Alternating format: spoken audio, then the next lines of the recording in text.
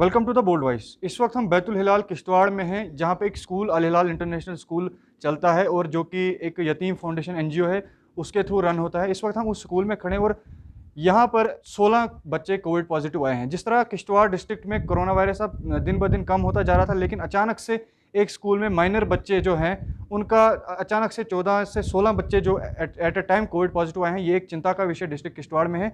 इस वक्त हम अल हिलाल इंटरनेशनल स्कूल में हैं। यहाँ से पहले ही जो यहाँ पे बच्चे थे, उनका स्टे भी यहीं पे होता है, उनका हॉस्टल मेस वगैरह यहीं पे होता है और वो पढ़ते भी यहीं पे हैं। वो तो पहले से ही यहाँ पे थे, लेकिन उसके बाद जब यहाँ पे एहतियात भी बरती जाती थी, लेकिन 15 अगस्त के परेड के दौरान उनको यहाँ से परेड के लिए लिया गया था। लेकिन उसके बाद एक बच्चे की रैपिड सैंपलिंग की गई 17 तारीख को, जिसमें वो बच्चा कोविड पॉजिटिव आया। उसके बाद एक और बच्चे की रैपिड सैंपलिंग 19 तारीख को की गई, वो भी पॉजिटिव आया। जिसके बाद 2 बच्चे टोटल इस स्कूल में कोविड पॉजिटिव आए थे। जिसके तुरंत बाद यहाँ का जो लोकल स्टाफ है और जितने भी यहाँ पर 25 बच्चे यहाँ पर पढ़ते हैं, जो यतीम फाउंडेशन के थ्रू यहाँ पर पढ़ते हैं, 25 बच्चे थे। जिसके बाद यहाँ का जो स्टाफ है उन्होंने उन सब बच्चों को आइसोलेशन में रखा था।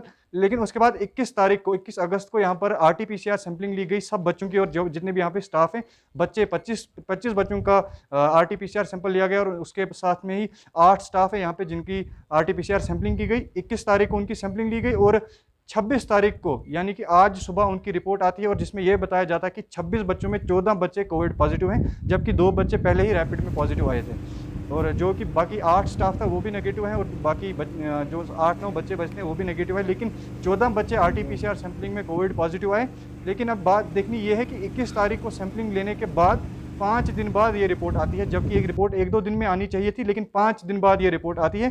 तब तक यहाँ के स्टाफ ने कैसे मैनेज किया होगा, कि यहाँ के स्टाफ ने कैसे इनको आइसोलेशन में रखा होगा, ये देखने की बात है।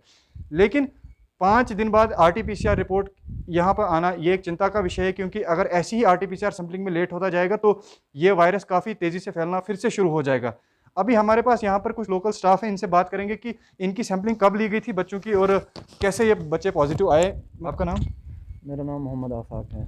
ये पहले जब रैपिड सैंपलिंग की गई 2 बच्चे उसमें पॉजिटिव आए, उसके बाद 21 तारीख को सैंपलिंग ली गई, उस टाइम पे आपने कैसे मैनेज किया? जब तक 5 दिन के बाद ये रिपोर्ट आई, उसमें कैसे आपने मैनेज किया? सर, हमें जब पहला बच्चा वो पॉजिटिव आया तो हमने यहाँ पे सैनिटाइज वगैरह सारी बिल्डिंग को कर दिया सबसे पहले। तो उसके बाद फिर हमने इनको अलग, क्योंकि हमारे पास रूम अवेलेबल है और जगह भी काफ़ी है हमारे पास, तो हमने बच्चों को बिल्कुल अलग अलग कर दिया, 3-3 4-4 फीट के फासले पर रखा। और ऊपर जो रूम्स हैं हमारे, वहाँ एक रूम में 2 बच्चे या 3 बच्चे हमने रखे, उससे ज़्यादा नहीं रखे। और वाशरूम क्योंकि अटैच है हर रूम उन रूम के साथ, उनको ये भी कहा गया कि आप रूम से बाहर बिल्कुल ना आएँ, आपको खाना वगैरह वहीं मिलेगा, सब कुछ वहीं मिलेगा और वाशरूम भी वहीं है, तो बाहर आने की उनको ज़रूरत नहीं थी। इसलिए हमने 5 दिन उनको ऐसे ही रखा, यहाँ तक कि हमारी रिपोर्ट आई। रिपोर्ट कब आई? हाँ, रिपोर्ट तो ओपन लिस्ट जो आज हुई, बट शाम को हमें फ़ोन आया था कि वहाँ जो आपके बैतुल हिलाल में कम से कम 14 बच्चे वहाँ पॉजिटिव आए हैं, तो आप एक काम कर लीजिए, तो उनको अलग कर लीजिए। जो बाकी बच्चे हैं 25, उन बच्चों को अलग कर लीजिए और जो ये 14 हैं इनको अलग कर लीजिए। मेडिकल टीम से कैसा आपको रिस्पांस मिला, और मेडिकल टीम कब आई और उन्होंने क्या क्या चीज़ें आपको फराहम किया? जी, पहला तो शाम को ही उन्होंने कॉल की कि कुछ सिम्टम्स तो नहीं है कुछ बच्चों में। हालांकि हमारे बच्चे इस टाइम सारे बिल्कुल ठीक हैं। जो हमारे पहले जो पॉजिटिव आए थे उन दिनों, जिस दिन रैपिड टेस्ट हमने करवाया उन दिन तो उनको थोड़ा बुखार वगैरह था, बट उसके बाद आज के डेट में वो भी बिल्कुल ठीक हैं, उनके कोई सिम्टम नहीं दिखते हैं कि ये बीमार हैं वगैरह, ठीक हैं।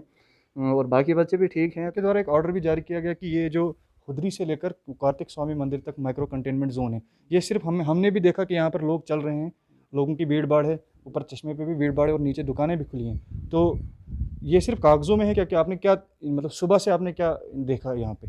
सर, हम तो पहले तो ये बात है कि 2 हफ्ते से हमने अंदर, गेट से अंदर किसी को अलाउ किया ही नहीं है कि यहाँ कोई भी आ जाए। बहुत सारे आए अंदर कुछ सामान लेके, क्योंकि यहाँ लोग आते हैं सामान लेके बच्चों के लिए, वो हमदर्दी की वजह से आते हैं।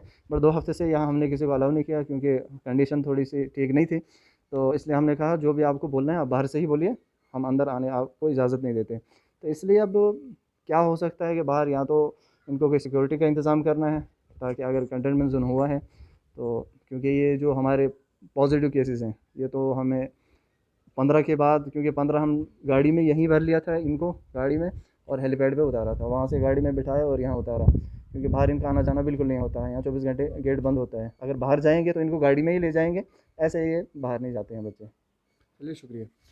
डिप्टी कमिश्नर द्वारा सुबह एक ऑर्डर जारी किया जिसमें इस एरिया को माइक्रो कंटेनमेंट जोन डिक्लेयर किया गया, जहां से कि ये खुदरी स्प्रिंग से लेकर कार्तिक स्वामी मंदिर तक माइक्रो कंटेनमेंट जोन डिक्लेयर किया, क्योंकि अचानक से 14 से 15 केसेस एक ही जगह पर आना, उसके बाद से इस एरिया को माइक्रो कंटेनमेंट जोन डिक्लेयर किया गया।